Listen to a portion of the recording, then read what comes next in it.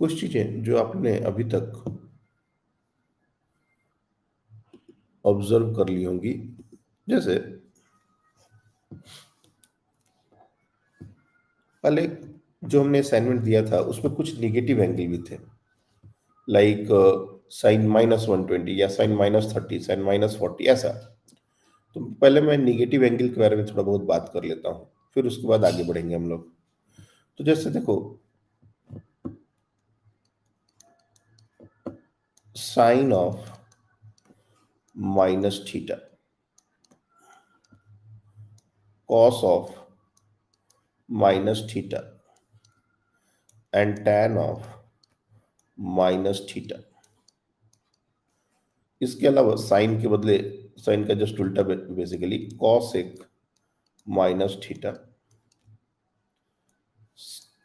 Cos का उल्टा सेक -theta, और tan का कॉट -थीटा। अगर इस तरह का सिचुएशन रहा तो हम क्या करेंगे, वैल्यूज क्या होंगे? तो सबसे पहले तो मैं आपको, जैसे क्या होता है मेडिकल के बच्चों को बहुत सारी चीजें रट्टा मारी याद कराई जाती है। तो साइन -थीटा होता है हमारा माइनस साइन थीटा, बहुत इंपॉर्टेंट है। माइनस साइन थीटा, माइनस बाहर आ जाता है। Cos -theta simply cos theta होता है, और tan -theta minus tan theta होता है। और सिमिलरली अगर यहाँ पर भी देखोगे तो सिमिलर तरीके से, क्योंकि रिवर्स वैसा ही हुआ है, यहाँ पर हो जाएगा माइनस कॉसेक थीटा, यहाँ पर हो जाएगा सिंपली सेक थीटा, और यहाँ पर हो जाएगा माइनस कॉट थीटा। ये रिजल्ट बहुत सारे बच्चों को याद भी हो गया होगा, और बहुत सारे बच्चे पहले से इसको जानते भी होंगे। लेकिन मेरा सवाल ये है, कोई बता सकता है कि sine -theta minus sine theta क्यों होता है? थोड़ा रीजन, लॉजिक, मैथमेटिकल प्रूफ नहीं चाहिए, लेकिन कोई रीजन इसके बारे में हो? ओके, एक जन ने हैंड रेस किया है, मल्हार ने, तो मैं चाहूंगा कि बच्चे आ रहे हैं, बताइए मल्हार, क्या क्यों ऐसा हो रहा है? है। हम्म, मतलब हम उसको क्लॉकवाइज डायरेक्शन में पकड़ रहे हैं। अरे वाह, क्या बात है, बिल्कुल सही, बिल्कुल सही। एक तो बार, अगर हम हाँ हाँ, सही से बोलो बोलो बोलो। तो मतलब अगर हम पॉजिटिव एक्स एक्सिस से क्लॉकवाइज डायरेक्शन ले रहे हैं तो थीटा फोर्थ क्वाड्रेंट में आएगा, और गुड, फोर्थ क्वाड्रेंट में साइन की वैल्यू नेगेटिव आती है। एग्जैक्टली, एग्जैक्टली, बहुत ही शानदार। मतलब एक बार में इतना सटीक आंसर 11th के बच्चों से हमने नहीं सुना था। Very very good. देखो बच्चा क्या कह रहा है, और बिल्कुल सही कह रहा है। जनरली हमारा जो एंगल हम मेजर करते हैं, आपको भी याद होगा, हमने ये चीज आपको बताई है कि एंगल हमेशा पॉजिटिव एक्स एक्सिस से एंटी क्लॉकवाइज डायरेक्शन, रिमेंबर, हमेशा एंटी क्लॉकवाइज डायरेक्शन। जैसे मान लो मैं थीटा को एक्यूट एंगल लेता हूँ, ऑब्ट्यूस रहा तो भी कोई दिक्कत नहीं है बाय द वे, लेकिन हम लोग हमेशा इस सेंस में एंगल को मेजर करते हैं, और इसीलिए इसको प्लस थीटा और सिंपली थीटा लिखते थे। लेकिन जब माइनस लिख रहे हैं हम, जब हम इसको माइनस लिख रहे हैं, तो एक्चुअली हम कर क्या रहे हैं? हम एक्चुअली सेंस अपना चेंज कर रहे हैं। ये हो गया उल्टा मेजर करना। जैसे ओरिजिन से राइट जाने को पॉजिटिव कहते हैं और लेफ्ट जाने को निगेटिव कहते हैं। एक नंबर लाइन है, आप लोग को ये सारी चीजें अब समझ में आनी चाहिए। एक ओरिजिन है, इससे राइट जाने को हम लोग पॉजिटिव कहते हैं, और लेफ्ट जाने को निगेटिव कहते हैं। बिल्कुल उसी तरीके से अगर हम एंटी क्लॉकवाइज डायरेक्शन में, ये एंटी क्लॉकवाइज डायरेक्शन है, तो इसको प्लस थीटा लेते हैं, और ये क्लॉकवाइज डायरेक्शन को इसको माइनस थीटा लेना पड़ेगा। मतलब हमने सेंस अपना चेंज कर दिया एंगल मेजर करने का। और जब सेंस चेंज कर दिया तो ये थीटा एक्चुअली किस क्वाड्रेंट में चला गया? फोर्थ क्वाड्रेंट में, याद रखिए, फोर्थ क्वाड्रेंट में। मैं मान के चलूंगा कि थीटा एक्यूट है, ऑब्ट्यूस होने से भी हमारा रिजल्ट में कोई फर्क नहीं आएगा, लेकिन हम लोग एक्यूट लेके ही ये सारी सारी चीजों को समझेंगे। ये फोर्थ क्वाड्रेंट में चला गया, तो फोर्थ क्वाड्रेंट में सिर्फ कॉस और सिक पॉजिटिव होते हैं, अगर तुमको याद हो, इसलिए देख रहे हो यहाँ पर cos minus theta simply cos theta हुआ, और sec minus theta simply sec theta हुआ। बाकी साइन, टैन, कॉसेक, कॉट सब निगेटिव होते हैं, इसलिए ये सब निगेटिव हुए, बाकी चारों निगेटिव हो गए। सिर्फ फोर्थ क्वाड्रेंट में कॉस और सेक पॉजिटिव होता है, इसलिए पॉजिटिव हो गया। तो अगर हमको ये चीज ध्यान में रख के ये चीज अगर हमने याद किया है, तो मैं कभी कंफ्यूज नहीं हूंगा, मैं कभी कंफ्यूज नहीं हूंगा। लेकिन अगर हमने ये नहीं ध्यान में रखा, तो हमको ये याद कर ली कोई बुराई नहीं है, लेकिन हम कभी कंफ्यूज हो गए तो हम कभी अपने आप को जस्टिफाई नहीं कर पाएंगे कि कौन सा सही है कौन सा गलत है। लेकिन अगर हमको ये थोड़ा सा आइडिया रहा कि अगर ऐसा होता है तो इसके लिए ऐसा होता है, तो ये बहुत आसानी से किया जा सकता है, कोई बुराई नहीं है। दूसरी बात, दो तीन चीजें आपको ध्यान में रखनी पड़ेंगी। अब जैसे मान लो माइनस थीटा है, अब माइनस थीटा एक्यूट हो ऑब्ट्यूस उससे फर्क नहीं पड़ता। लेट से आपको एक एग्जांपल मैं दे देता हूँ, क्योंकि असाइनमेंट में था इसलिए। जैसे मान लो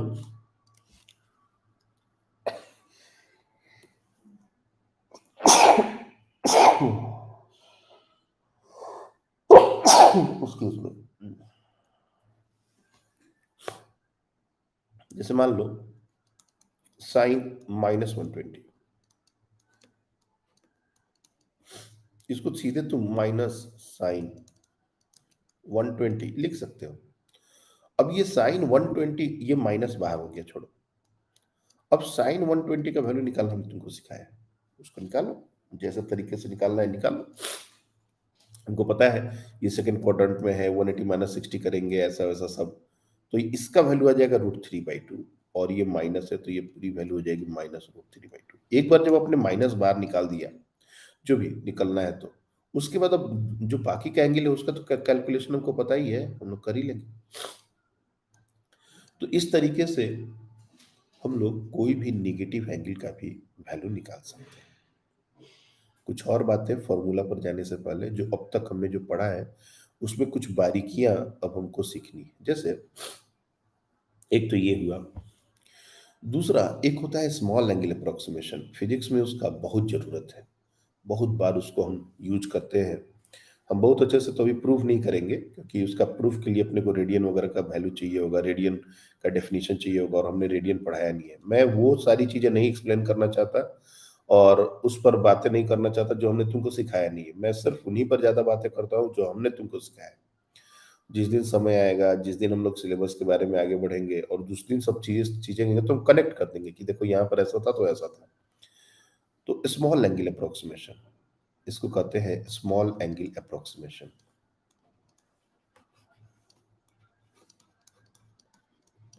अप्रोक्सीमेशन, और ये तब लगता है जब थीटा जो है वो 5 डिग्री से छोटा हो, when theta is less than 5 degree. अब ये कैसे पता चलेगा कि सर स्मॉल एंगल अप्रोक्सीमेशन लगाना है, वो सिचुएशन जब बाद में आएगी तो मैं देखूंगा कैसे इसको करना है। लेकिन जब थीटा बहुत छोटा होता है तो साइन थीटा जो है वो सिंपली थीटा के बराबर लिख दिया जाता है। इसको अप्रोक्सीमेटली इक्वल टू, ये जो साइन है ना, approximately equal to cos theta, approximately equal to 1। Cos theta जो है वो 1 के बराबर हो जाता है, और टैन थीटा ये हमारा थीटा के बराबर हो जाता है। ये तीन स्मॉल एंगल अप्रोक्सीमेशन हमको याद रखने हैं, लेकिन इसके लिए कंडीशन भी याद रखना है। ऐसे नहीं कि कहीं भी लगा देंगे, कहीं ना कहीं स्मॉल एंगल की बात होगी तभी ये लगेगा। साइन थीटा थीटा के बराबर, कॉस थीटा 1 के बराबर, और टैन थीटा थीटा के बराबर। या फिर कभी कभी ऐसा भी लिखते हैं कि साइन थीटा को कॉस टैन थीटा लिख देंगे। जैसे मान लो अगर साइन थीटा दिया हुआ है, ऑप्टिक्स वाले चैप्टर में ये बहुत यूज होता है, इसको टैन थीटा लिख देंगे। तुमको स्नेल्स लॉ अगर याद हो, sine of refractive index mu sine I, mu two sine R, ये वाला जो एक रिजल्ट है, उसको जब हम ऑप्टिक्स में यूज करते हैं तो साइन की जगह टैन लिख देते हैं, क्योंकि एंगल्स बहुत छोटे होते हैं। तो ये भी बहुत जरूरी चीज है, ये भी हमको याद होना चाहिए। क्यों होता है, आई मीन एक्सप्लेन कर सकते हैं, लेकिन अगेन रेडियन नहीं बताया है तो भी मेरे को बहुत मजा नहीं आएगा इसको एक्सप्लेन करने में। और रेडियन अगर तुम लोग को सीखना है तो सीख सकते हो, कोई बुराई नहीं है। अभी यूनिट एंड मेजरमेंट में वो आएगा, लेकिन चूंकि ये बहुत सारी बातें होने लगी हैं तो मैं थोड़ा सा रेडियन के बारे में भी एक्सप्लेन कर ही देता हूँ कि ये जो थीटा है ना, ये हमारा रेडियन, RAD रेडियन में होता है। क्या मतलब है इसका वो थोड़ा देख लो। देखो, एंगल मेजर करने के अभी तक जो तुमने क्लास 10th तक जो चीजें सीखी हैं, उसके बेसिस पर मैं कहूंगा कि तुम लोग को पता है कि एक सर्कल में 360 डिग्री एंगल होता है। मेजरमेंट ऑफ एंगल थोड़ा सा मैं सिलेबस में जा रहा हूँ और ये चीजें तुम लोग ने पढ़ ली हैं, लेकिन अभी जरूरत है तो इसको देख लिया जाए। मेरे मेजरमेंट ऑफ एंगल, बचपन से जब से तुम लोग ने एंगल के बारे में पढ़ा है, और खास करके मैं प्लेन एंगल के बारे में बात कर रहा हूँ, क्योंकि अब तुम लोग देखे होगे एक सॉलिड एंगल की भी बात आती है। बहुत सारे बच्चों को तो सॉलिड एंगल समझ भी नहीं आता कि ये सॉलिड एंगल है क्या। और सही बात है, क्लास 11th में उसको जरूरत भी नहीं समझने का, है दिया हुआ ऐसा नहीं बोलेंगे, लेकिन उसको बहुत ज्यादा सर पर लेने की जरूरत नहीं है, क्योंकि उसका फील बहुत बाद में आता है। प्लेन एंगल की बात करते हैं। दो लाइंस के बीच में जो एंगल बनता है उसको, एक प्लेन में दो लाइंस अगर हमने बना दी, अब आपको पता हो इस तरह से एक लाइन है, इस तरह से एक लाइन है, इसके बीच जो ये एंगल बनता है इसी को बोलते हैं प्लेन एंगल, और इसी को डिनोट करते हैं थीटा से। तो आपको डेफिनेटली इस बात का एहसास होगा कि एक 360 मतलब एक सर्कल में 360 डिग्री का एंगल बनता है, या परपेंडिकुलर 90 डिग्री का होता है। लेकिन मेरे को एक बहुत बेसिक सा सवाल बताओ, कोई बता सकता है कि एक सर्कल में 360 डिग्री एंगल क्यों होता है? या फिर अब बहुत बार जब मैं ये क्वेश्चन पूछता हूँ तो बच्चे पूछते हैं, बोलते हैं, रीजन देते हैं कि सर परपेंडिकुलर 90 डिग्री का होता है और चार पार्ट में कटता है तो 90 90 90 90 360। तो मेरा क्वेश्चन फिर से ये होता है कि क्यों होता है परपेंडिकुलर 90 डिग्री का? तो कहेंगे सर 360 का होता है, 360/4 करेंगे तो 90 डिग्री हो जाएगा। बोलने का मतलब है कि तुम्हारा घर कहाँ है, मेरे सामने, मेरा घर कहाँ है, तुम्हारे सामने, और दोनों घर कहाँ है, आमने सामने, ये इससे तो बात बनेगा नहीं। क्या हमारे पास एंगल को मेजर करने का, डिग्री में मेजर करने का कोई रीजन है, कोई डेफिनेशन है? Is there any definition for degree, कि एक सर्कल में 360 डिग्री ही क्यों होता है? The basic question is why a complete circle has an angle of 360. Anyone in the class? Class में कोई भी बच्चा इस बात का आंसर कर पाएगा क्या?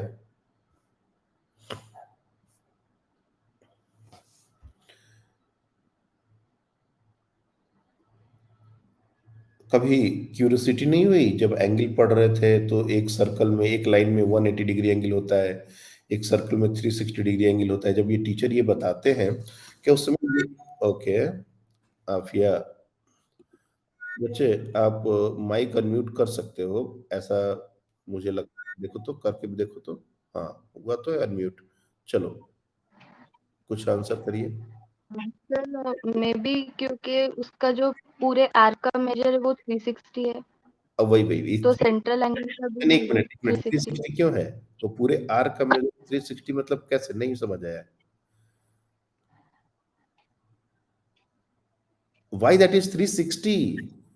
दैट इज द प्रॉब्लम ना। ये क्वेश्चन है ना, एक कंप्लीट सर्कल में 360 एंगल क्यों? 360 डिग्री, ओके। मल्हार का भी कुछ है, ओके एक मिनट। हाँ मल्हार, कोशिश करिए आप भी।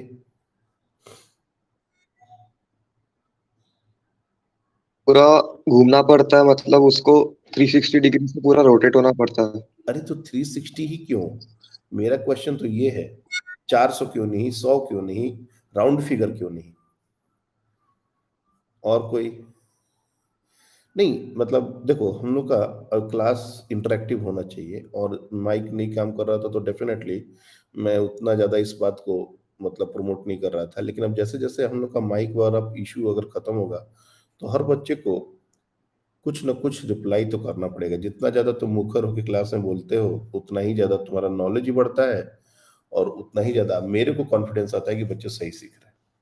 खैर, देर इज नो, मैं इस बोल्ड स्टेटमेंट लिख रहा हूं, देखो, there is no proper definition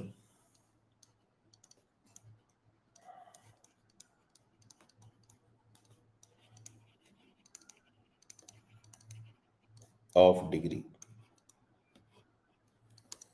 एक सर्कल में 360 डिग्री एंगल ही क्यों होता है, इसका कहीं कोई डेफिनेशन, कहीं कोई स्टेटमेंट मेंशन ही नहीं है। हाँ, हो सकता है कि एक साल में 365 दिन होते थे शायद, इस वजह से, या फिर कोई भी एजम्पशन रहा हो हमारे पूर्वज का, और उन्होंने एक सर्कल में 360 डिग्री एंगल एक तरफ से एजम्पशन लेके और आगे बढ़ाया। मेरा बस चलता तो मैं 400 ले लेता, राउंड फिगर होता 100 100 100 100, या फिर कंप्लीट एंगल 100 ले लेता ताकि 50 50 50 50 ऐसा हो सकता था। ये बस एक एजम्पशन की बात है, जो एक ट्रेडिशन है वो चलता आ रहा है। इसका प्रॉपर डेफिनेशन नहीं है, we don't have proper definition of degree. Degree का हमारा प्रॉपर डेफिनेशन नहीं है। आज भी अगर मेरे से कोई ये क्वेश्चन करे कि भाई 1 डिग्री कितना होता है, तो हम कहेंगे 360 का टोटल सर्कल का 1/360th पार्ट, बस। और कोई हमारे पास डेफिनेशन है ही नहीं। मतलब हमने मान लिया कि एक सर्कल में 360 डिग्री एंगल है। क्यों है भैया? नहीं पता। इसलिए एक नया एंगल स्टैंडर्ड बनाया गया, जिसको बोलते हैं हम लोग रेडियन। प्लेन एंगल को मेजर करने का एक नया यूनिट बनाया गया, उसको बोलते हैं रेडियन। और इसका प्रॉपर डेफिनेशन है, इसको इन शॉर्ट लिखते हैं RAD। कैपिटल या स्मॉल में लिखो, जनरली इसको स्मॉल में लिखते हैं, इसको RAD, रैड, और इसको पढ़ते हैं रेडियन। कैसे डिफाइन किया गया?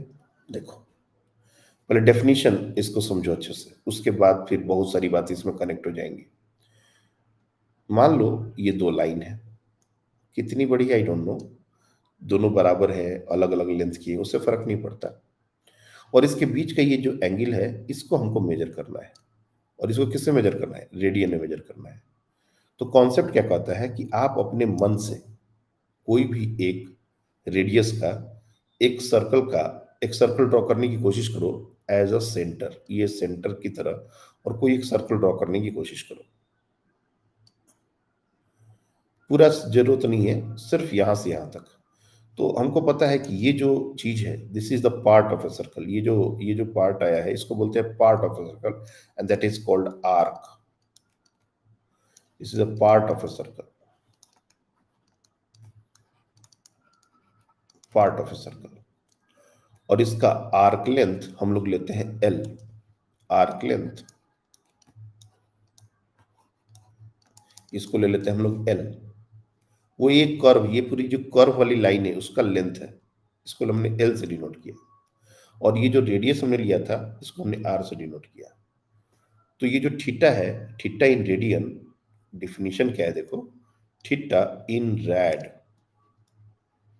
Is defined as arc length by radius. Arc length divide by radius, यानी L बाई R। ये डेफिनेशन है। और ये हम किसी भी लेंथ के रेडियस के लिए कर सकते थे। तुम रेडियस थोड़ा छोटा बनाते, छोटा लेते तो छोटा आर्क बनता, बड़ा लेते तो बड़ा आर्क बनता, उससे कोई फर्क नहीं पड़ता। L by R is going to be fixed, क्योंकि थीटा फिक्स्ड है। और ये जो भी वैल्यू आएगा, यही हमारा रेडियन में आ जाएगा। ये प्रॉपर डेफिनेशन हुआ हमारा। अब बात ये है कि सर, हमने अभी तक तो डिग्री में पढ़ा है, अब अचानक से रेडियन में पढ़ना पड़ रहा है, तो इसमें कन्वर्जन फैक्टर कैसे बनेगा? तो मैं पहले ही बता देता हूं कि कन्वर्जन फैक्टर जो हमारा होता है वो क्या होता है। Pi radian is equivalent to 180 degree, ये हमारा होता है कन्वर्जन फैक्टर। या फिर 1 radian is equivalent to 180 degree by pi, और 180 बाई पाई डिग्री। या फिर 1 degree is equal to pi by 180 radian. तो ये दोनों कन्वर्जन फैक्टर हो गए, रेडियन से डिग्री में कन्वर्ट करने के लिए, डिग्री से रेडियन में कन्वर्ट करने के लिए। बट जैसे ही मैं ये चीज देता हूं, बच्चों के मन में सवाल आता है, सर ये आया कैसे? चीजें इतनी ज्यादा कनेक्टेड है और इतनी सुंदर है कि अगर तुम तरीके से चीजों को पढ़ो कि जैसे आई हैं, जिस तरह से लॉजिक डेवलप हुआ है, तुमको भी लगेगा कि हाँ ऐसा ही होना चाहिए था, कुछ भी याद करने का जरूरत नहीं है। तो अब हम लोग बात करते हैं कि ये सारे जो रिजल्ट्स बने, ये बने कैसे। तो हुआ क्या कि हमने एक सर्कल ड्रॉ किया, और सर्कल के बारे में सबसे इंटरेस्टिंग बात जो थी वो क्या है कि अगर तुम कोई भी सर्कल ड्रॉ करो, ये इसका रेडियस होता है, और अगर इसको इस तरह से ज्वाइन कर दें तो इसको बोलते हैं डायमीटर। और ये जो बाहरी वॉल है इसको सरकमफ्रेंस, पेरीमीटर जो भी बोलते हैं, इसको मैं पेरीमीटर बोलता हूं, पेरीमीटर। तो हमारे जो पूर्वज थे जिन्होंने मैथ इजाद किया, जिन्होंने चीजों को यहां तक लेके आए, उन्होंने एक इंटरेस्टिंग फैक्ट देखा। और वो फैक्ट क्या था कि कोई भी सर्कल हम ड्रॉ करते हैं, कोई भी, फर्क नहीं पड़ता कि रेडियस छोटा है बड़ा है, उसमें एक इंटरेस्टिंग चीज निकल के सामने आई, और वो है perimeter by diameter. Perimeter divide by diameter,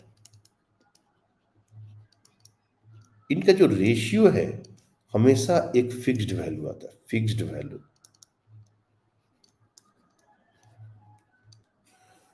किसी भी सर्कल में अगर पेरीमीटर बाय डायमीटर निकालोगे तो उसका जो वैल्यू है वो एक फिक्स्ड वैल्यू आता है। और सबसे बड़ी बात है कि ये non repeating, non terminating, non repeating, non terminating. थोड़ा सा अगर तुम लोग नंबर सिस्टम पढ़े हो, non terminating real number, repeat भी नहीं हो रहा है। 38 प्लेसेस तक सुपर कंप्यूटर ने इसको कैलकुलेट किया हुआ है, लेकिन डेसिमल के 38 प्लेसेस तक, फिर भी ये रिपीट नहीं हो रहा था और टर्मिनेट भी नहीं होता है। सबसे इंटरेस्टिंग फैक्ट। तो इसी वैल्यू को, चूंकि हम इसको अब लिख नहीं पाएंगे, 38 प्लेसेस तक भी ये रिपीट नहीं हो रहा है, ना टर्मिनेट हो रहा है, तो जनरली डेसिमल और रेकरिंग वगैरह तुम लोग ने पढ़ा होगा, तो रेकरिंग में डाल देते हैं। कोई भी चीज अगर बार बार रिपीट हो रही है तो उसको पी बाई क्यू के फॉर्म में डाल सकते हैं, और ऐसा ऐसा सब हो सकता है। लेकिन ये तो नॉन रिपीटिंग है, नॉन टर्मिनेटिंग है, इसलिए इसको एक नया सिंबल दिया गया। और ग्रीक का बहुत ज्यादा हमारे साइंस पर पकड़ है, या फिर बहुत ज्यादा उनका कंट्रीब्यूशन है, इसलिए इसको बोला गया पाई। इस रेशियो को बोल दिया गया pi, perimeter by diameter, this is called pi. Pi is not 22/7, मैंने शायद पहले भी इस बारे में बात करी है। 22/7 is an approximated value to calculate, it's not 22/7, क्योंकि 22/7 अगर तुम कैलकुलेट करोगे तो ये हमारा टर्मिनेटिंग हो जाएगा। 4 5 6 या 4 डिजिट के बाद या 5 डिजिट के बाद डेसिमल में, सॉरी रिपीटिंग हो जाएगा, टर्मिनेटिंग बोल रहे हैं, रिपीटिंग हो जाएगा। लेकिन पाई हमारा नॉन रिपीटिंग नंबर है, इस रेशियो को बोला गया पाई, पेरीमीटर बाई डायमीटर को बोला गया पाई। चलिए अच्छी बात है। तो इससे वो कन्वर्जन फैक्टर कैसे है देखते जाओ। मान लो ये हमारा कंप्लीट सर्कल है और इसका पेरीमीटर को अगर मैंने एस से डिनोट किया, लेट से एस से डिनोट किया, और इसके डायमीटर को डी से डिनोट किया, तो अपने को पता है perimeter by diameter S by D, and that is equal to pi. अब डी को हम लोग लिख सकते हैं 2r, तो s by 2r is equal to pi. अब इसको थोड़ा सा और सिंप्लीफाई करके देखें या दूसरे तरीके से देखें, तो s by 2 by r is equal to pi. s by 2 क्या है? ये सेमी पेरीमीटर है। What is this? Semi perimeter. आधा कर दिया तो मतलब सेमी पेरीमीटर।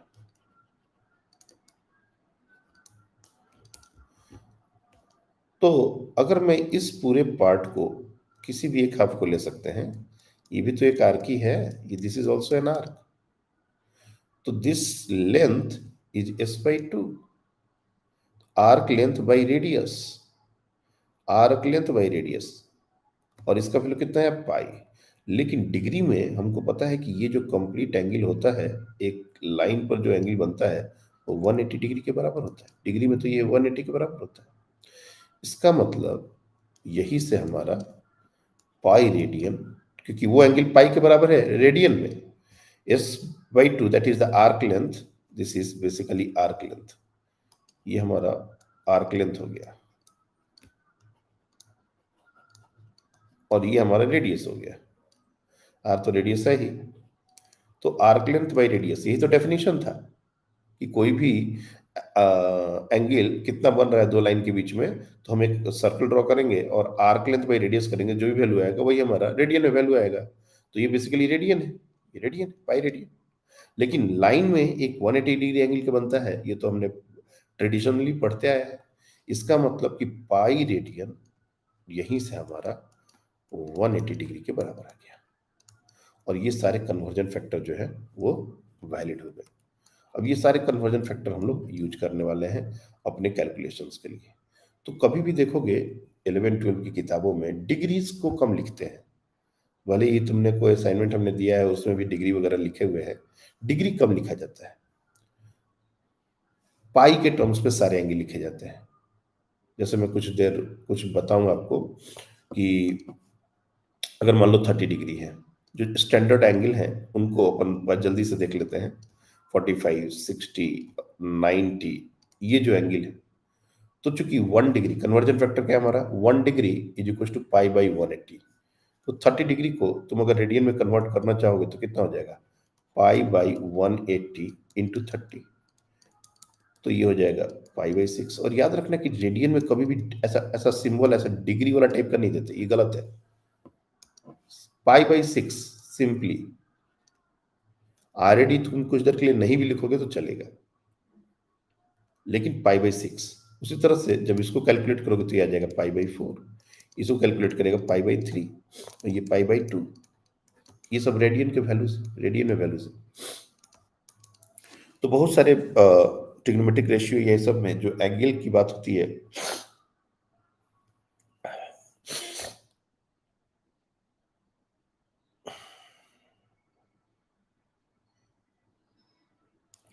जो एंगल की बात होती है उसमें रेडियन में सारे एंगल्स दिए जाते हैं, पाई के टर्म्स में एंगल दिए जाते हैं।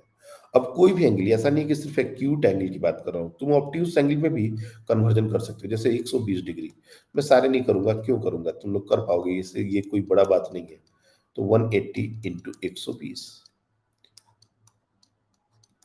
2 पाई बाई 3।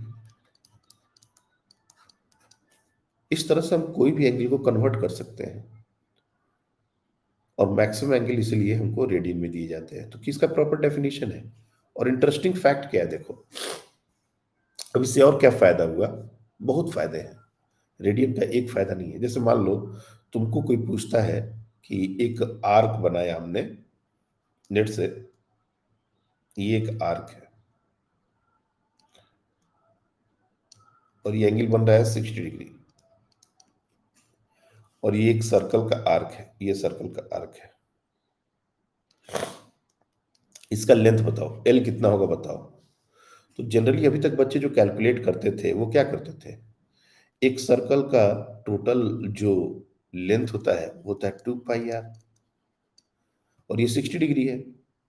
तो अगर हम टोटल लेंथ को 360 से डिवाइड कर दें और इंटू 60 कर दें, तो बेसिकली 1/6, यानी कि 1/6 इंटू 2 पाई आर इसका लेंथ हो जाएगा।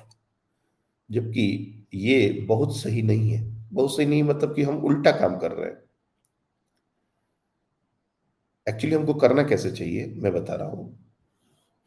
हमको पता है कि थीटा अगर रेडियन में हो, थीटा अगर रेडियन में हो तो इसका डेफिनेशन ही होता है L/R, और ये हमारा R है।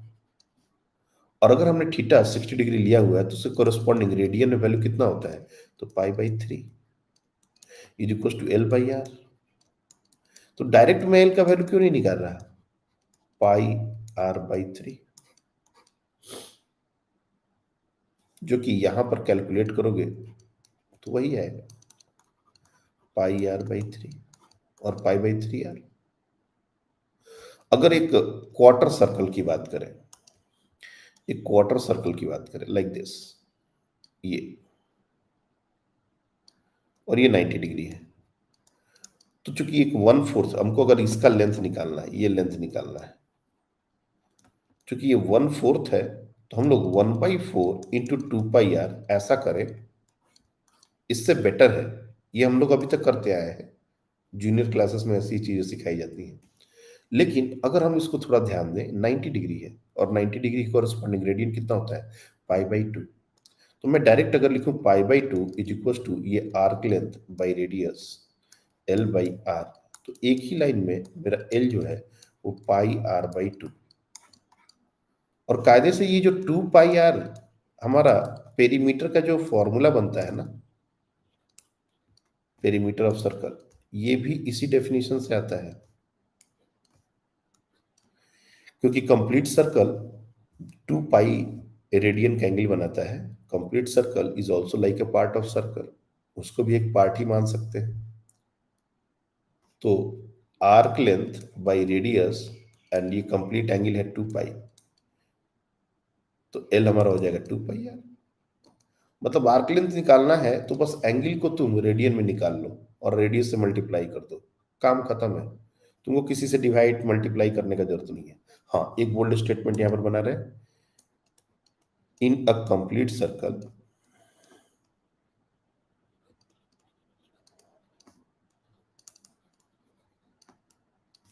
complete angle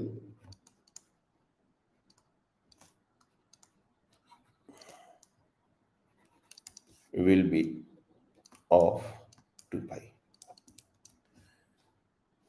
ये 2 पाई एंगल होता है, ये चीज हमको ध्यान में रखनी है।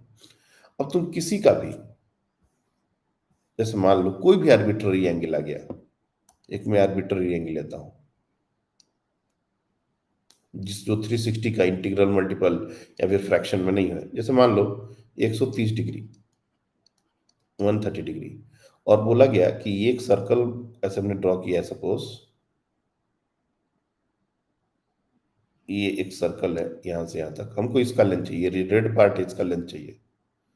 अब 130 कितना पार्ट है, 361 जो कर रहे हो एक्चुअली काम, वो कैसे करना चाहिए कायदे से, आंसर वही आ रहा है, लेकिन थोड़ा हमारा करने का तरीका चेंज हो गया। 1 degree is equivalent to π/180 radian.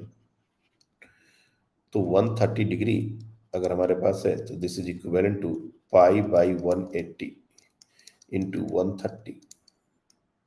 अब ये कैंसिल आउट हो जाएगा, तो ये हो जाएगा 13π/18 red.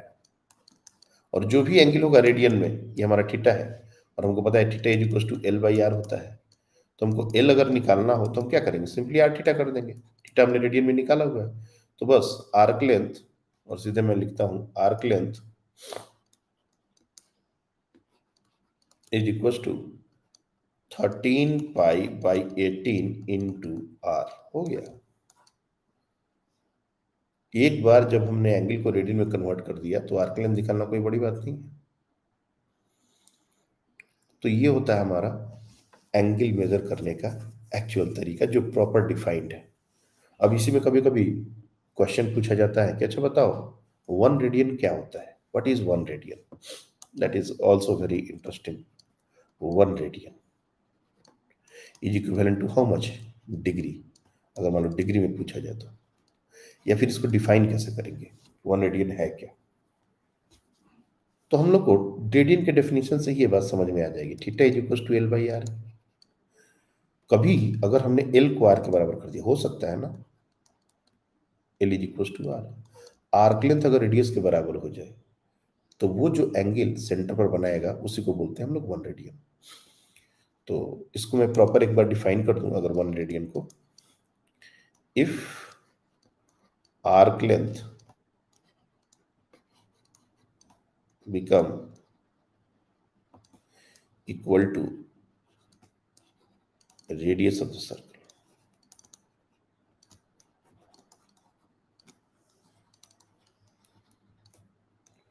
then angle made at center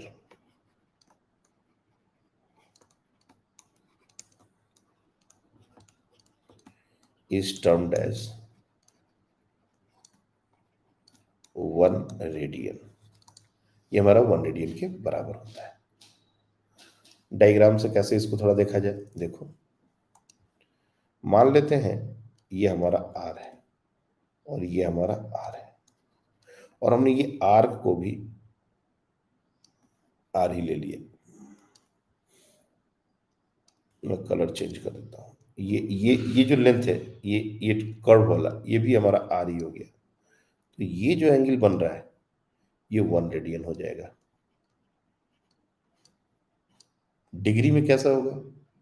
तो हमने लिखा है, आपको कन्वर्जन फैक्टर दिया है, 1 radian is equivalent to 180 by pi, और पाई अप्रोक्सीमेट करते हैं हम लोग 3.14। ये अप्रोक्सीमेटेड वैल्यू है, अप्रोक्स। तो जब तुम 3.14 से डिवाइड करोगे, अब देखो एग्जैक्ट डिवीजन हम लोग अभी करने के मूड में नहीं है, लेकिन मैं तुम लोग को अप्रोक्सीमेट करने भी याद होना चाहिए। मतलब अप्रोक्सीमेशन तुरंत करके इसके आसपास आएगा, इसके आसपास वैल्यू रहेगी, ऐसा भी करने आना होना। ऐसा नहीं कि अब एकदम कैलकुलेशन में टूट गए।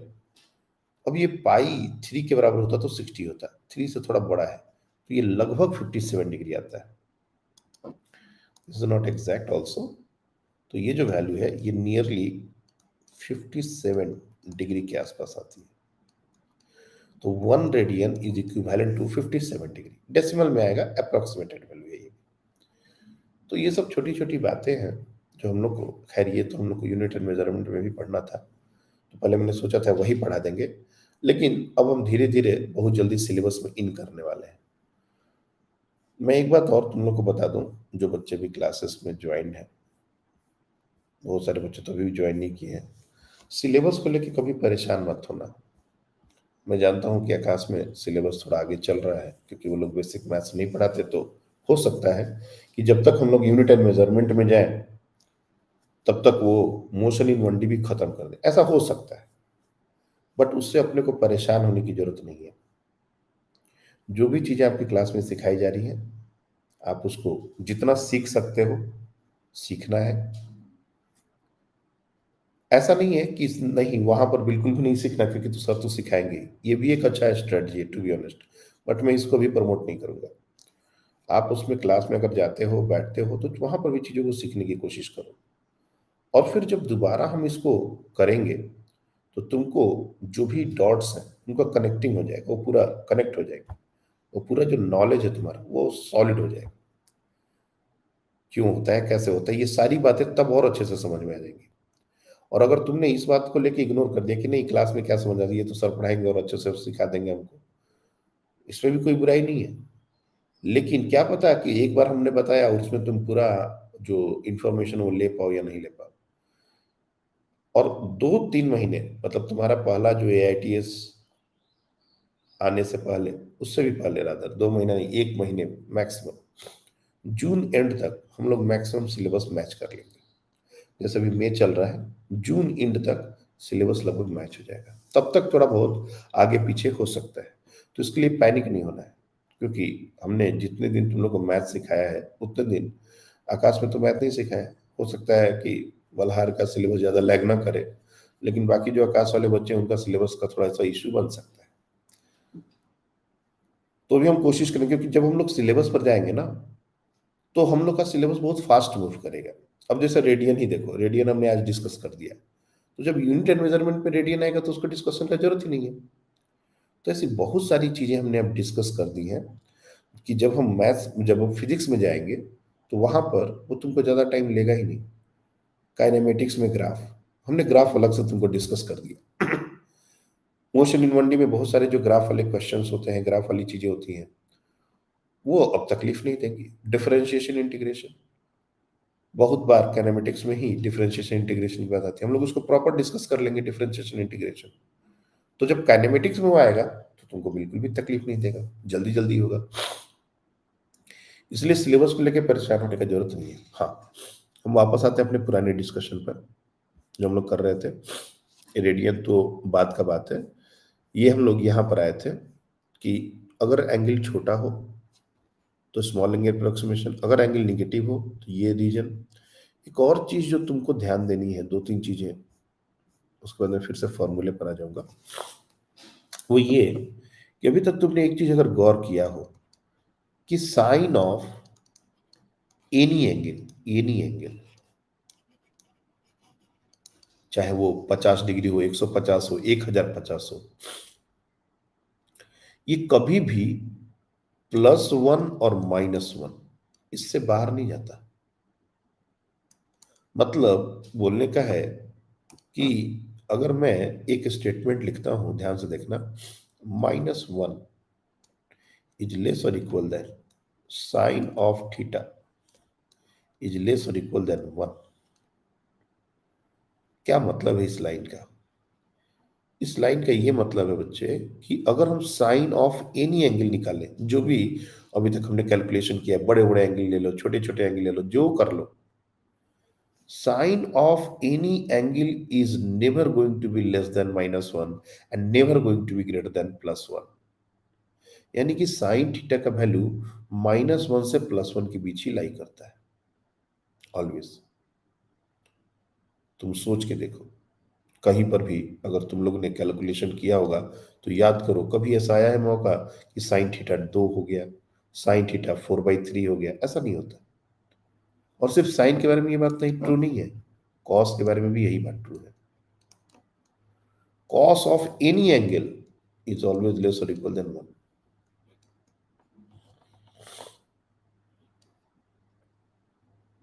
तो कभी भी साइन का वैल्यू अगर हमसे पूछा जाए तो इसका वैल्यू -1 से +1 के बीच लाई करता है, ये हमको तुरंत बोलना है।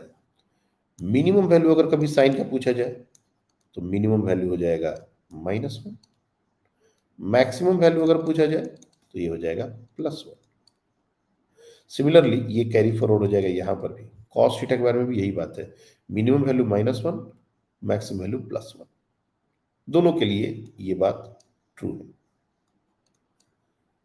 लेकिन अगर tan थीटा के बारे में अगर तुमसे कोई कहे कि tan थीटा के बारे में भी क्या यही बोल सकते हैं? बिल्कुल भी नहीं। tan थीटा का वैल्यू -∞ से +∞ जाता है। इसलिए tan theta is equal to 5 भी हमने देखा होगा, tan theta is equal to 4 भी देखा होगा। इसका मिनिमम वैल्यू अगर हमसे कहा जाए तो -∞ और मैक्सिमम वैल्यू अगर कहा जाए तो +∞। इसलिए पॉसिबल है कि हम tan theta is equal to 4, tan theta 5, tan theta 10 ये सब देख सकते हैं। पॉसिबल ही है। और अगर हमको एंगल निकाल लिखना हो तो theta is equal to tan inverse 4 लिखा जा सकता है। This is possible.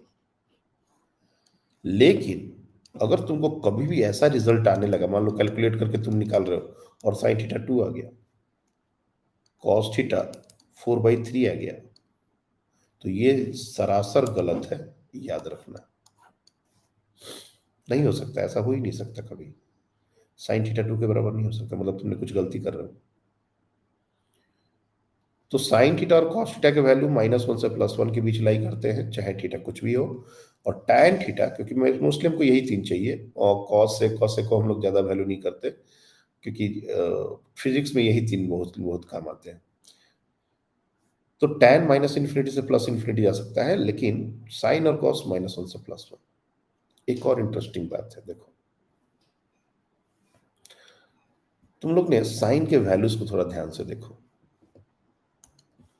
जैसे 0 डिग्री, ये साइन, और ये 0 डिग्री, ये 30 डिग्री, ये 45 डिग्री, ये 60 डिग्री, ये 90 डिग्री। मैंने सिर्फ वही एंगल लिए हैं जो तुम लोगों को पहले से याद है। 37, 53 भी ले सकते थे, बट उसका बहुत ज़्यादा अभी रोल नहीं है।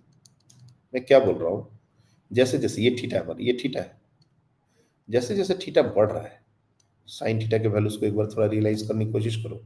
ये होता है 0, ये होता है 1/2, ये होता है 1/√2, ये होता है √3/2, और ये होता है 1। क्या हम ये बात को समझ पा रहे हैं कि जैसे जैसे थीटा बढ़ रहा है हमारा साइन थीटा भी बढ़ रहा है? बहुत आसानी से इस बात को रियलाइज किया जा सकता है। फॉर थीटा लेस और इक्वल देन 90 डिग्री, ये कंडीशन ढालना पड़ेगा। ये बात 90 डिग्री तक ही वैलिड है, 90 के बाद जाएंगे तो कंडीशन चेंज हो जाते हैं। तो मोस्टली हम लोगों को जब ये क्वेश्चन आएगा तो 90 एक्यूट एंगल के लिए ही आएगा। तुम देखोगे as the theta increases sine theta also increases. Statement क्या बन रहा है देखो, as theta increases sin theta is also increasing. Sin theta is also increasing.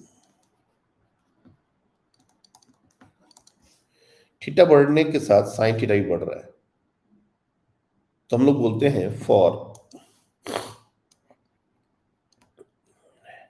0 less than theta less than 90 degree, sin theta is an increasing function.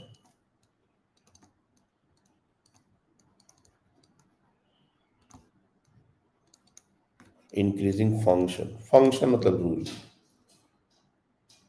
मतलब 0 से 90 के बीच में अगर थीटा बढ़ रहा है तो साइन थीटा बढ़ेगा। ये बात को मैथमेटिकली कहने का तरीका ये है, for 0 to 90 degree sine theta is an increasing function. लेकिन यही बात क्या कॉस के लिए भी कर सकते थे क्या? तुम देखो, अगर तुम कॉस का वैल्यू लिखना चाहो, कॉस तो कैसे लिखना है ये तो हमने आपको सिखा दिया है। ये हो जाएगा 1, ये हो जाएगा √3/2, ये हो जाएगा 1/√2, ये हो जाएगा 1/2, ये हो जाएगा 0। तुम देख रहे हो यहाँ डिक्रीज हो रहा है। थीटा इंक्रीज होने से हमारा, एक मिनट बच्चे कुछ,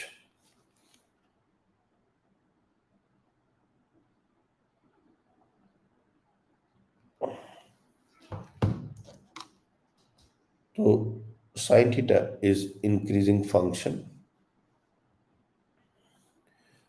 और उसी तरह से हमारा कॉस थीटा जो है वो हमारा डिक्रीजिंग फंक्शन है। थीटा बढ़ रहा है लेकिन कॉस थीटा का वैल्यू घट रहा है।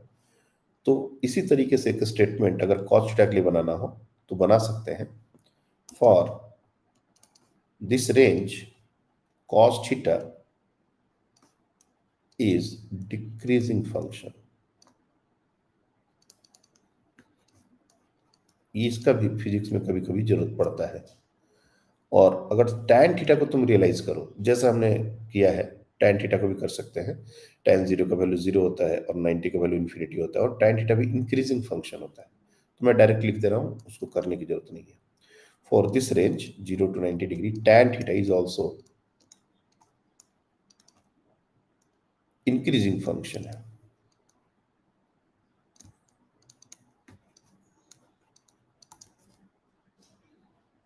इंक्रीजिंग फंक्शन है। तो अभी तक हमने जितनी भी बातें बताई हैं ये बहुत छोटी छोटी बातें हैं, लेकिन ये बहुत ही इंपॉर्टेंट बातें हैं। इसका कब ऐसा कभी पूछने नहीं होता कि ये वैल्यू कितना होगा, वो वैल्यू कितना होगा। मिनिमम मैक्सिमम वाला बात कहाँ बताइए, एक मिनट। हाँ, ये मिनिमम मैक्सिमम की बात, साइन का मिनिमम वैल्यू मैक्सिमम वैल्यू तो कहीं तो बताया था। हाँ, यहाँ पर तो ये मिनिमम वैल्यू मैक्सिमम वैल्यू ऐसा बहुत बार आएगा, तो हमको ये सारी चीजें ध्यान में होनी चाहिए। ये जितने भी पॉइंट्स हमने बनाए हैं, समरी बनाई है, इनको धीरे धीरे ध्यान में अपने को रखना है। मैं आपको पोजीशन जगह भी बता दूंगा कि देखो यहाँ पर ये काम आ रहा है, देखो यहाँ पर ये काम आ रहा है, बट अभी नहीं। अभी थोड़ा थोड़ा तुम लोग इस सब चीजों को सीख लो। ओके, अब बारी आती है फॉर्मूले की। और मैं जो लास्ट क्लास में एक साइन 2 थीटा का तो फॉर्मूला दिया ही था, cos 2 थीटा का फॉर्मूला हम लोग डिस्कस कर रहे थे, और उसी समय माइक व साउंड वगैरह काम करना बंद कर दिया था, तो हमने वहीं पर क्लास रोक दी थी। तो हम लोग आज कंटिन्यू करते हैं जहां पर हमने फॉर्मूला को छोड़ा था। And formula is cos 2 theta, cos 2 theta. और ये फॉर्मूला कैसे आता है? तो cos a प्लस बी वाले फॉर्मूले से आता है। ए और बी को थीटा रख दोगे तो ये फॉर्मूला बन जाएगा, और ये हो जाएगा cos square theta minus sign square theta. ये फॉर्मूला, ये सबसे बेसिक फॉर्मूला है, मतलब ये तो याद होना ही चाहिए, इसमें कोई डाउट नहीं है कि ये फॉर्मूला हम भूल जाए। cos a प्लस भी भूल जाओ, लेकिन cos 2 थीटा याद रखो। ये हमारा स्टार्ट फॉर्मूला है, और इसमें कभी भी कोई कंफ्यूजन नहीं चाहिए। जैसे cos square theta plus sign square theta 1 याद रखते हो, उसी तरह से cos square theta minus sign square theta cos 2 theta होता है, ये याद रखना पड़ेगा। और सिर्फ ये रिजल्ट ही इंपॉर्टेंट नहीं है, इसके और भी अदर वर्जन्स हैं, और सारे वर्जन्स अपने को ध्यान में रखने हैं। कैसे? देखो, इनके जो अदर अलग अलग वर्जन्स हैं वो क्या है। cos टू थीटा, मैं एक दोनों तरफ दो पार्ट में चीजों को कर रहा हूं। जैसे cos two theta is equal to, तुम चाहो तो इस cos स्क्वायर थीटा को 1 माइनस साइन स्क्वायर थीटा लिख सकते हो, कोई दिक्कत वाली बात नहीं है, ये तुम लोग ने क्लास 10th में ही पढ़ा है। और माइनस साइन स्क्वायर थीटा ये तो था ही, फॉर्मूला में माइनस साइन स्क्वायर थीटा है। अब इसको थोड़ा सा फर्दर सिंप्लीफाई करो, मैं दोनों तरफ लिखता चलता हूं ताकि तुम लोग को कंफ्यूजन ना हो। तो ये हो जाएगा 1 माइनस साइन स्क्वायर थीटा और minus sign square theta, 1 minus 2 sine square theta. अब क्या करना है, साइन स्क्वायर थीटा को एक तरफ, तो 2 sine square theta 1 minus cos two theta, और sine square theta 1 minus cos two theta by 2। ये बहुत ही इंपॉर्टेंट फॉर्मूला है, बहुत ही इंपॉर्टेंट फॉर्मूला। हर स्टेप पर ही एक फॉर्मूला बनाया जा सकता था, ये फॉर्मूला भी कभी कभी काम आ जाएगा। ये हर स्टेप ही एक फॉर्मूला है। आपको सर इतने सारे फॉर्मूले याद करने पड़ेंगे, ये सब याद नहीं करने पड़ते, अपने आप याद होते हैं। तो ये भी एक फॉर्मूला है, ये भी एक फॉर्मूला है, और ये बहुत जल्दी अगर तुम लोग को इंटीग्रेशन सिखाया जा रहा होगा तो ये फॉर्मूला अभी कुछ तुरंत तुम लोगों ने यूज भी किया होगा। अगर मैं कॉस स्क्वायर को ना लेके साइन स्क्वायर को लेता, जैसे राइट हैंड साइड में देखो ध्यान से, राइट हैंड साइड में अगर यही कैलकुलेशन को मैं थोड़ा दूसरे तरीके से करूं, तो कॉस स्क्वायर को मैंने एज इट इज रहने दिया, इसको डिस्टर्ब नहीं किया। साइन स्क्वायर को कन्वर्ट करते हैं, 1 माइनस कॉस स्क्वायर थीटा कर सकते हैं। तो ये क्या हो जाएगा, कॉस स्क्वायर थीटा -1 और प्लस कॉस स्क्वायर थीटा, तो ये हो जाएगा 2 कॉस स्क्वायर थीटा -1, और ये हो गया cos two theta.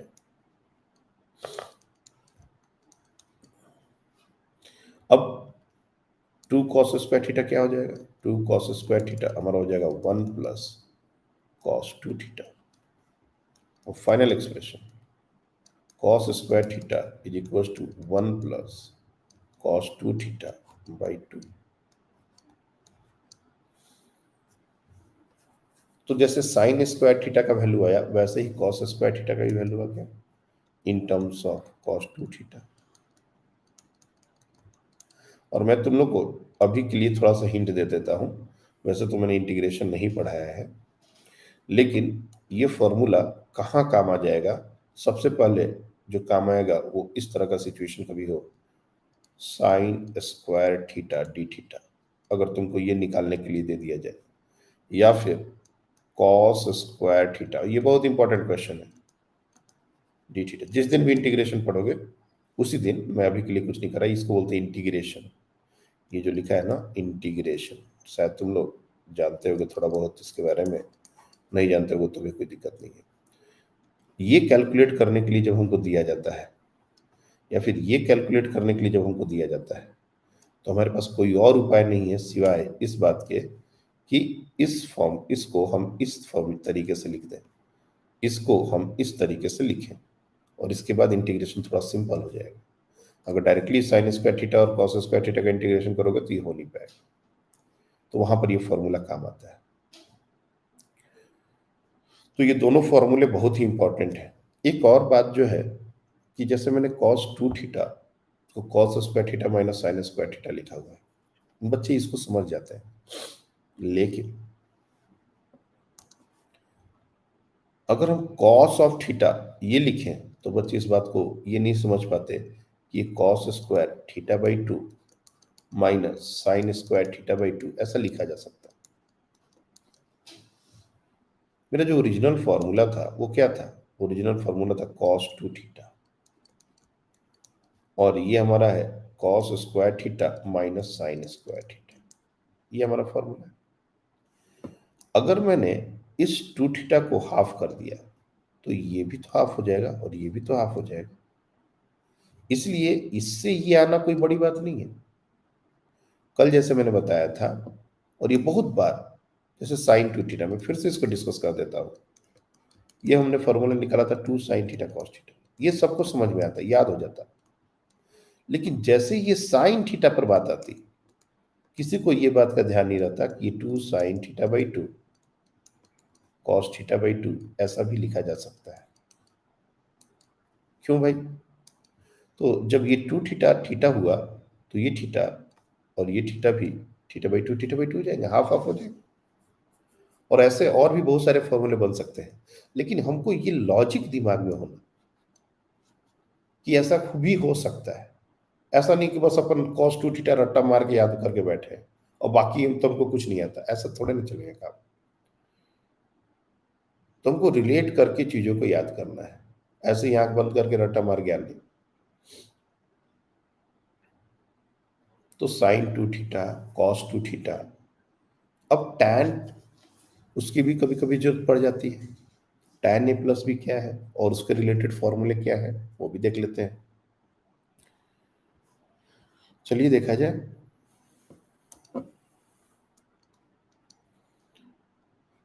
Tan A plus B और इसका फॉर्मूला होता है tan A plus tan B divide by 1 minus tan A into tan B. अगर यही हमारा टैन ए माइनस बी हो तो ऊपर में tan A minus tan B आ जाएगा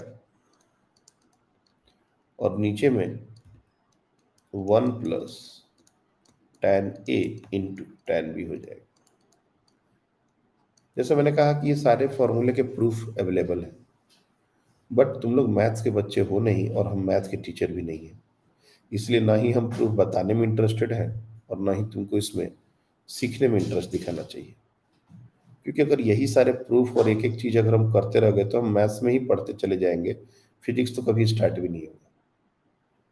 हम मैथ्स बार बार इस बात को याद रखना है कि हम क्यों पढ़ रहे हैं, हम तुमको मैथ्स क्यों सिखा रहे हैं। इसलिए नहीं कि तुमको मैथ्स अच्छा करना है, नहीं, हमको इसकी जरूरत फिजिक्स में जहां जितना जरूरत है हम बस उतना ही तुमको सिखाएंगे, न उससे एक कदम आगे न उससे पीछे। और सब्जेक्ट का कोई अंत नहीं है। जैसे मान लो हमने ट्रिग्नोमेट्रिक इतना तुमको सिखाया, दिस इज नॉट इवन 1% जो क्लास 11-12 में बच्चे सीखते हैं। 11-12 के जो मैथ वाले बच्चे होते हैं, इंजीनियरिंग वाले बच्चे होते हैं, ये 1% 2% भी उसका नहीं।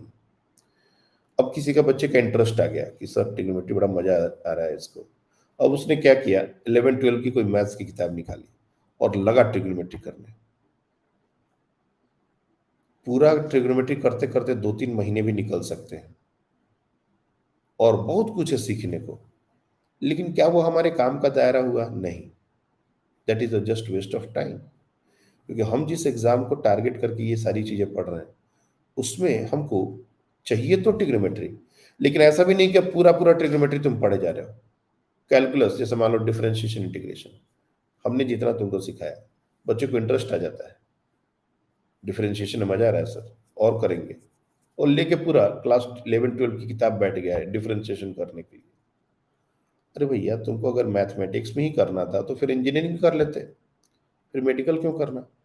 यहाँ तो हमने तुमको इसलिए सिखाया क्योंकि हमको फिजिक्स में जरूरत है इसकी, और तुम इंटरेस्ट के कारण लेके किताब किताब बैठ गए।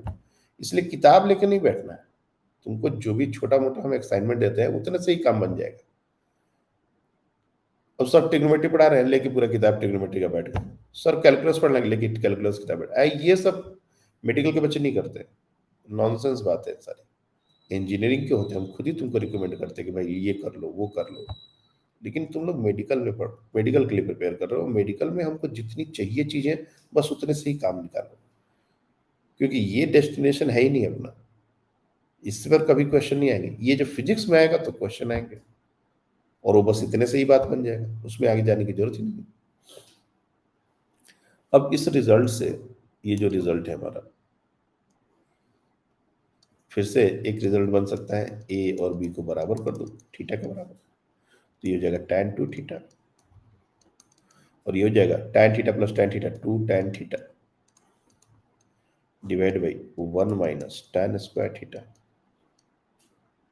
और इसी का पैरेलल एक और रिजल्ट तुम बना सकते हो, tan theta equals to 2 tan theta by 2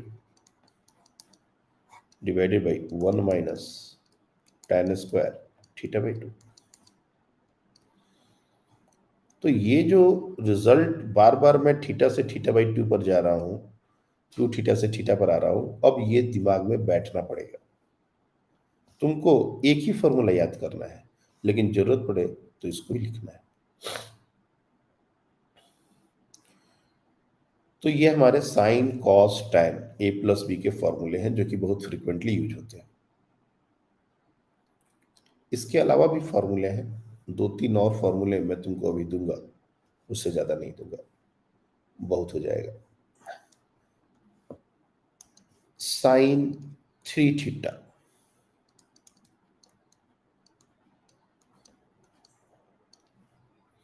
sign 3 theta का फॉर्मूला। अब साइन 3 थीटा का फॉर्मूला तुम चाहो तो तुमको जितना ट्रिग्नोमेट्री सिखाया गया है उसके बेसिस पर निकाल सकते हो। कैसे? साइन 2 थीटा प्लस थीटा कर दो इसको, साइन ए प्लस बी, और इसमें जो भी टर्म आएंगे, जैसे फॉर एग्जांपल क्या क्या टर्म आएगा मैं दिखाता हूं। ऐसा करना नहीं है, लेकिन मैं तुमको एक ऑप्शन दे रहा हूं, तुम्हारे पास कुछ करने को कुछ नहीं हो तो तुम क्या क्या कर सकते हो। तो साइन ए, एक मिनट बच्चा, sine A into cos B plus cos A into sine B. पहला बार इसको तोड़ दिया। अब ये साइन 2 थीटा है, इसको 2 साइन थीटा कॉस थीटा लिखा जा सकता है। कॉस 2 थीटा है, cos square theta minus sign square theta ऐसा भी लिखा जा सकता है, या 1 माइनस 2 साइन स्क्वायर थीटा भी लिखा जा सकता है, या 2 कॉस स्क्वायर थीटा माइनस 1 भी लिखा जा सकता है। कहने का मतलब है कि अब हम बहुत कंफर्टेबल जोन में है इसको आगे एक्सपैंड करने के लिए, और हम अलग अलग तरीके से रिजल्ट बना सकते हैं। ऐसा नहीं है कि हमने तुमको साइन 3 थीटा का जो फॉर्मूला दिया तुम एकदम रट्टा मार याद करके बैठ गए, वो भी जरूरी है, लेकिन अगर तुम चाहो तो थोड़ा बहुत उसको वर्कआउट कर सकते हो जितना तुमको ट्रिग्नोमेट्री सिखाया गया है। फॉर्मूला एक्चुअली है क्या, स्टैंडर्ड फॉर्मूला कौन सा है, मैं लिख रहा हूं, साइन 3 थीटा, और ये भी बहुत जरूरी फॉर्मूला है, साइन 3 थीटा। तो ये होता है 3 sine theta minus 4 sine cube theta. Sine 3 theta इसके जो 3 sine theta minus 4 sine cube theta.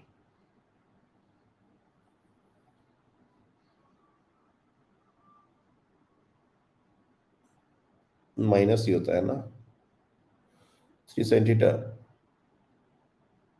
हाँ ठीक है। ये होता है हमारा रिजल्ट। तो एक तो ये रिजल्ट तो हमारा काम है ही, ये तो जरूरत पड़ेगा ही, लेकिन इससे भी ज्यादा जरूरत इससे जो अगला स्टेप है उसका है। कैसे? तो लिखोगे 4 sine cube theta is equal to 3 sine theta minus sine 3 theta, और sine cube theta is equal to 3 sine theta minus sine 3 theta whole divided by 4। इस फॉर्मूले का बहुत यूज है, और खास करके मैं तुमको थोड़ा थोड़ा हिंट देता ही जा रहा हूं, तो समझ जाओ कि अगर मान लो कभी इंटीग्रेशन के अंदर sine cube theta d theta अगर आ गया, बोले गए इसको वैल्यू निकालिए, इंटीग्रेट कीजिए, मेरे पास कोई और उपाय नहीं है सिवाय इसके कि इसको ये लिखा जाए। इसको लिख के हम इंटीग्रेट कर पाएंगे, लेकिन ऐसे डायरेक्टली इंटीग्रेट नहीं कर पाएंगे।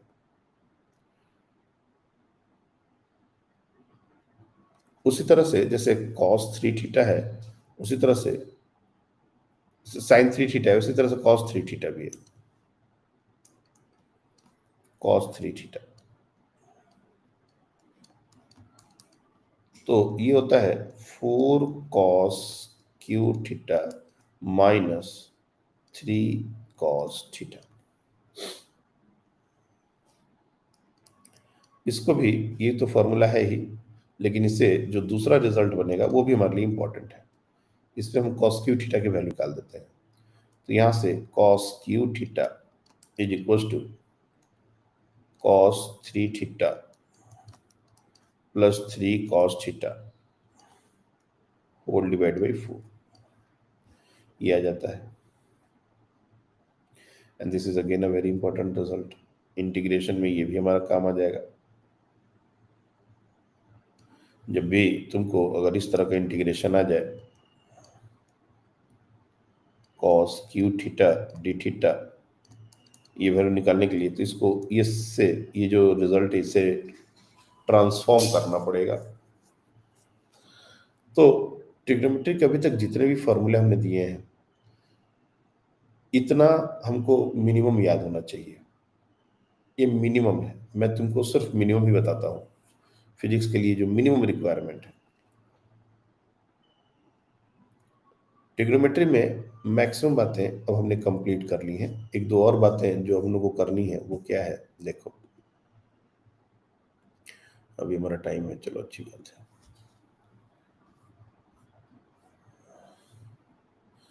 अगर मेरे से कोई ये पूछे, जैसे तुमसे साइन 0, 30, 45, 37, 53, 60, 90, ये तो सब बच्चे बता देते हैं। अगर मान लो तुमसे कोई पूछे साइन ऑफ 15 डिग्री क्या होगा, कॉस ऑफ 15 डिग्री क्या होगा, या फिर साइन ऑफ 22.5 डिग्री क्या होगा, कॉस ऑफ 22.5 डिग्री क्या होगा। और सिर्फ साइन कॉस की बात नहीं हो रही है, टैन कॉट सेक ये सब भी लिख सकते थे, बट अभी यही दोनों के बारे में सोचो तो ज्यादा अच्छा है। हमसे डायरेक्ट पूछा जाएगा साइन 15 डिग्री, बहुत ज्यादा तो फ्रिक्वेंटली नहीं आता, लेकिन चूंकि अभी हमने जैसे ही तुमको ट्रिग्नोमेट्री पढ़ाया है तो वी कैन डू दिस, इसको थोड़ा सा किया जा सकता है। सबसे पहले तो मेरे को ये बताओ, क्या हम साइन 15 डिग्री का वैल्यू निकाल सकते हैं, और अगर निकाल सकते हैं तो कैसे। याद किया हुआ रिजल्ट हमको नहीं बताना कि सर ये होता है वैल्यू, ये याद कर लिए अच्छी बात है, वेरी गुड, लेकिन कितना याद करो। ओके, कुछ बच्चों ने हैंड रेस किया है, मल्हार या क्रिश। क्रिश देखो तो माइक ऑन हो रहा है क्या, माइक ऑन हो रहा है क्या, एक बार चेक करो, अगर दिख रहा हो ऑन हो जाए। हो रहा है, नहीं, ओके, नहीं नहीं आप ऑडिबल नहीं हो, अच्छे अभी ऑडिबल नहीं हो आप। आपका माइक का अभी भी वो कोशिश करता हूँ अपने एंड से ऑन करने की, 1 मिनट रुक जाओ।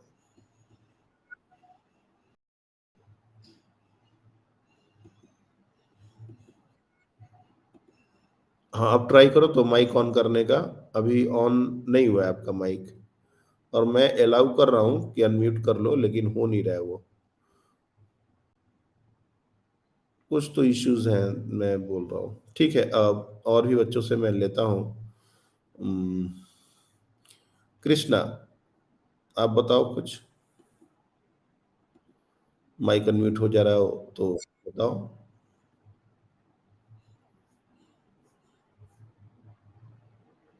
ओके, नहीं हो रहा आपका भी, कोई बात नहीं है।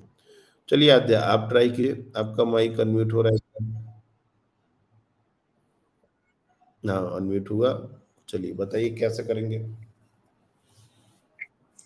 सर सबसे पहले हम लोग साइन 15 को साइन 60 - 45 लिखेंगे गुड, और फिर उसको फॉर्मूला के हिसाब से सॉल्व करके साइन ए कॉस बी माइनस कॉस ए साइन बी के हिसाब से वैल्यू निकाल लेंगे।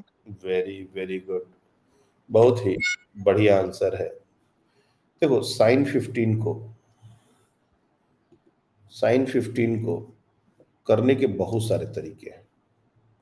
एक जो बच्चे ने बताया कि हम इसको साइन 60 - 45 लिख सकते हैं, बिल्कुल लिख सकते हैं। 15 60 - 45 वो आ जाएगा, और ये हमारा किस फॉर्म में चला गया, साइन ए माइनस बी फॉर्म में चला गया।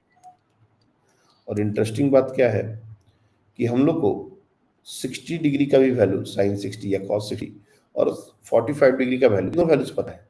तो जब हम एक्सपैंड करेंगे इसको, sine A into cos B minus cos A into sine B, तो ये सारे वैल्यूज अपन निकाल सकते हैं। ये बहुत सिंपल है। जैसे साइन 60 का वैल्यू, साइन कॉस 45 का वैल्यू, ये सब निकाले जा सकते हैं। जब सारे कुछ निकाले जा सकते हैं तो इजीली लेफ्ट हैंड साइड में 60 माइनस 45, ये तो साइन 15 ही है, और ये 60 और 45 वैल्यू पुट करके इसको कैलकुलेट कर दो। चलिए कैलकुलेट करके आंसर निकालिए, साइन का भी और कॉस का भी।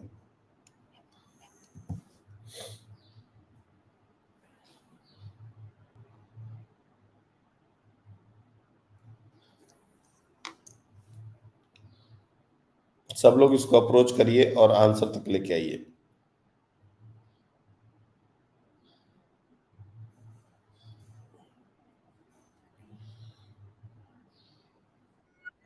ओके, आंसर आने लगे, that is very good. Malhar ने कर लिया।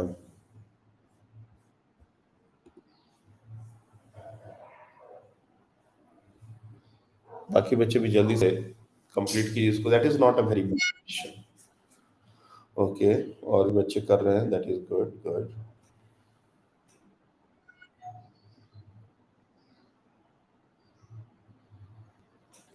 ओके, तो मैं एक्चुअली क्या, आंसर सबसे लेना पॉसिबल नहीं होगा, मैं जल्दी से इसको सॉल्व कर देता हूँ।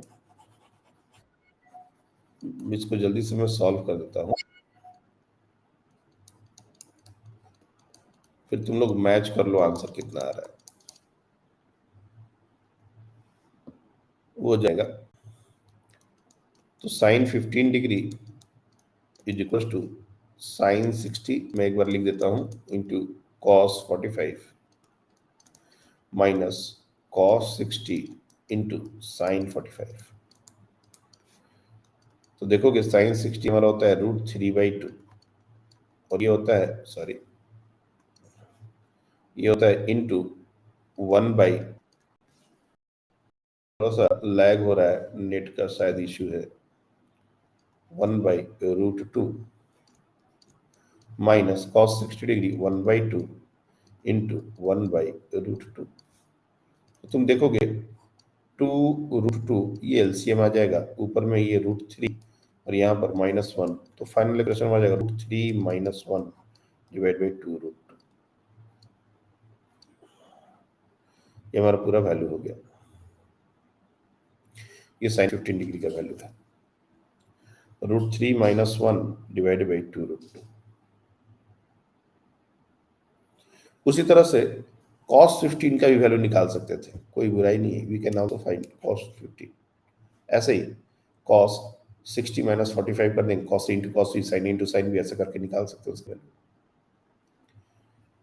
मेरे को 20.5 कैसे निकालेंगे बताओगे? How we are going to find out 20.5? Okay, Malhar, इस बार हम आपको मौका देंगे, चलिए आप ट्राई कीजिए। कैसे करेंगे 20.5 कैसे निकालेंगे?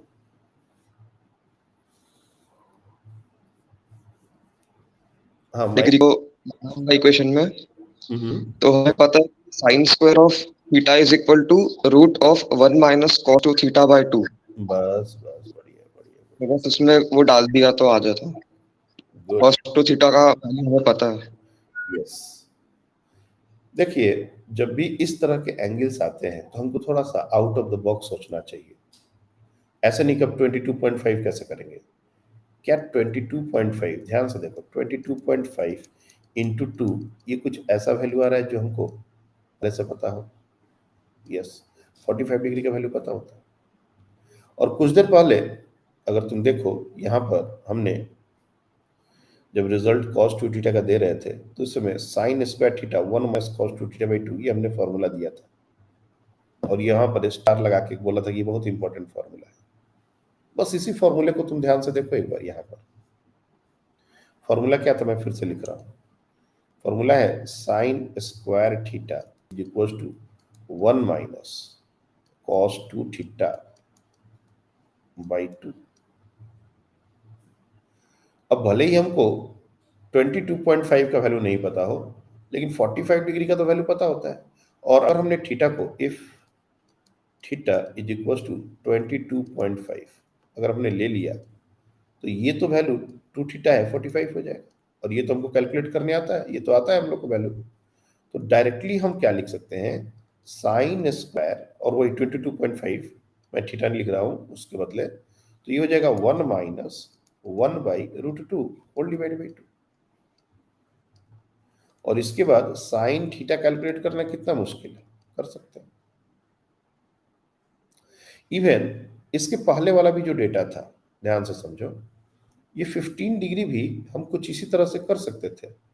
15 इंटू 2 ये 30 होता, तो उसको भी हम इसी फॉर्मूले से कर सकते थे। एक तो तरीका ए माइनस बी करके है, नो डाउट बहुत अच्छा तरीका है, लेकिन ये तरीका भी जो साइन 2 थीटा कॉस 2 थीटा का जो फॉर्मूला है, इससे भी कर सकते हैं। जैसे थीटा को हमने 22.5 लिया, तुम यहाँ पर 15 ले लो, कॉस 30 डिग्री का वैल्यू पता है, सॉल्व कर देंगे। तो इस तरीके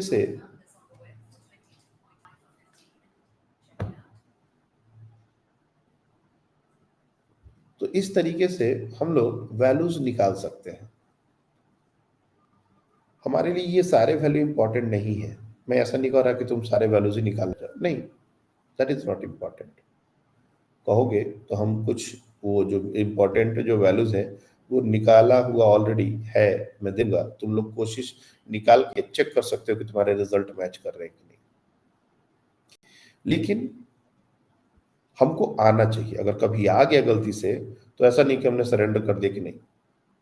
उसी तरह से मान लो अगर तुमसे जस्ट मैं अप्रोच पूछ रहा हूँ, कैलकुलेशन थोड़ा लंबा चला जाएगा, मैं अप्रोच पूछ रहा हूँ, तुमसे अगर कोई पूछे साइन ऑफ 18 डिग्री निकाल पाओगे क्या? और अगर निकाल पाओगे तो कैसे? Sign of 18 degree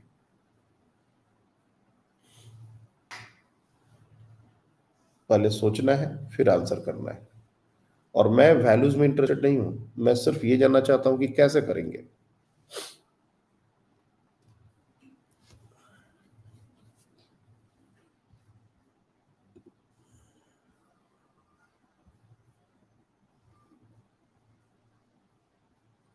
anyone?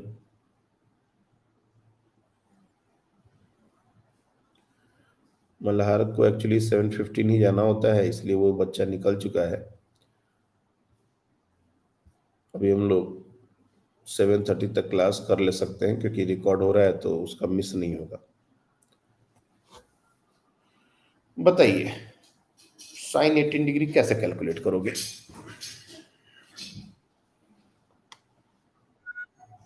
Okay, सिर्फ एक बच्चे ने हैंड रेस किया है, बाकी बच्चे भी सोचिए। नुपुर क्या कर रहे हो? आपका एक भी आंसर आज नहीं आया।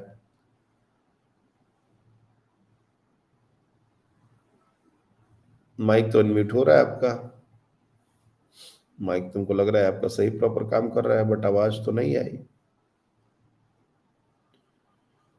एनीवे, चलिए, और कोई आंसर नहीं दे रहा तो मैं आधे से ही लेता हूँ।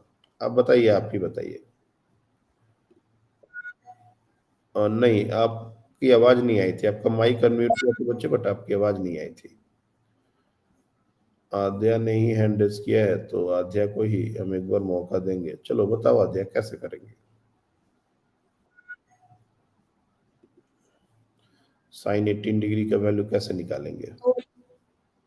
हेलो। हाँ बोलो। हाँ सर, तो उसको 2 पाई शायद ऐसा कर सकते हैं कि 2 pi radian is equal to 360 degree, तो 18 डिग्री पाई/10 रेडियन ऐसे करके कुछ कर सकते हैं क्या? बस अगर नहीं कर पाएंगे, एक्चुअली वो लिखने के लिए एंगल लिखा जा सकता है, लेकिन उससे फायदा नहीं होगा, उससे कुछ आगे बात नहीं बढ़ेगी।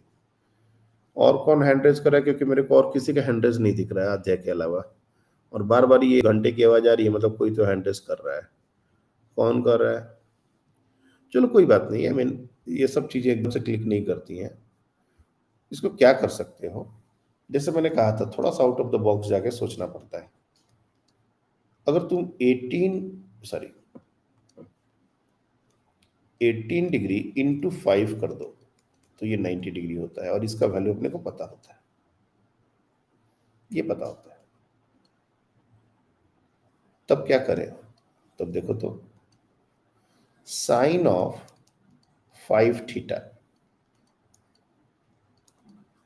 इसको लिखा जा सकता है sine of 3 theta plus 2 theta. Sine of 5 theta is nothing but sine 90। ये हमारा साइन 90 है जिसका वैल्यू हो जाएगा 1। अगर हमने थीटा को 18 डिग्री ले लिया है, suppose theta is equal to 18 degree, let's assume this,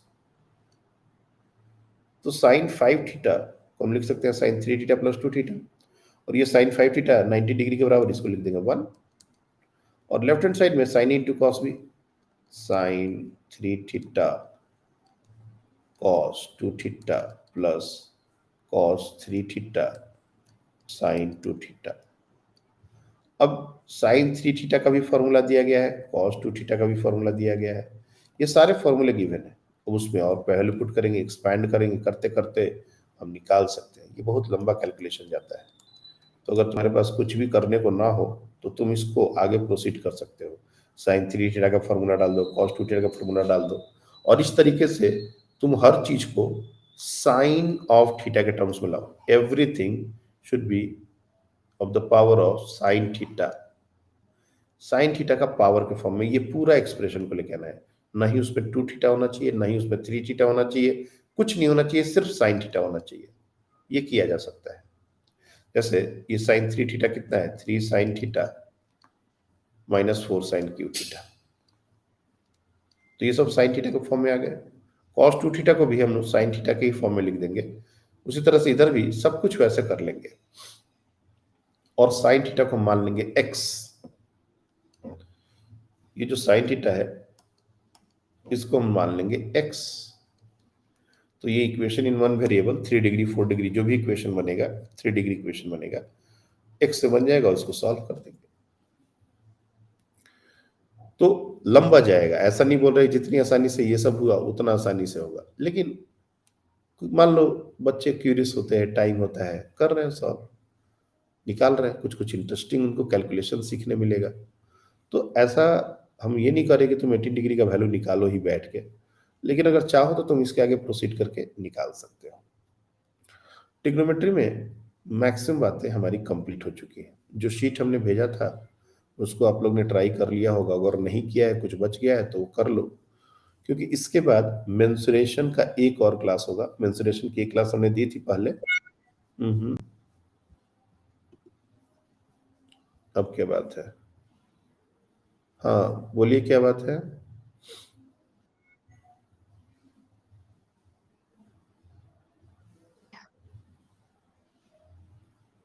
आद्या कुछ बात है? सर मेरी आवाज आ रही है क्या? अभी आ रही है। हाँ सर, मैं बोल रही थी कि जो ट्रिग्नोमेट्री का जो आपने शीट अपलोड की थी वो मुझे दिख नहीं रही है। वो मटेरियल सेक्शन में जाना पड़ता है। सर मैंने एक्चुअली सारा चेक किया था, एक और बार देख कल लेती हूँ। कल ये साची जो है, साची क्लास की ज्वाइन की है, उसको भी नहीं दिख रहा था, फिर उसने देखा था तो मिल गया था आपको। हाँ सर, वो लास्ट में है। ठीक है सर, मिल मटेरियल गया। सेक्शन में है, ऐसा नहीं है कि नहीं। तो आप लोग का जो भी असाइनमेंट वगैरह शेयर होगा वो सब मटेरियल सेक्शन में ही मिलेगा। और चूंकि अभी तक हमने व्हाट्सएप पर ही सबको बेसिक मैथमेटिक्स का पीडीएफ भेजा था, व्हाट्सएप पर कोई डॉक्यूमेंट शेयर नहीं होते, व्हाट्सएप सिर्फ इंफॉर्मेशन के लिए है। सारे मटेरियल प्लेटफॉर्म पर ही होंगे, और जहां पर ये दिखेगा वहीं पर सारे दिखेंगे। यूट्यूब के वीडियो लेक्चर्स के भी सब कुछ वही दिखेगा। मटेरियल सेक्शन में जाने पर ही जो जो चीजें हमने शेयर करी हैं वो टाइम के साथ दिखती जाएंगी। खैर, तो आज हम लोग यही तक रखते हैं।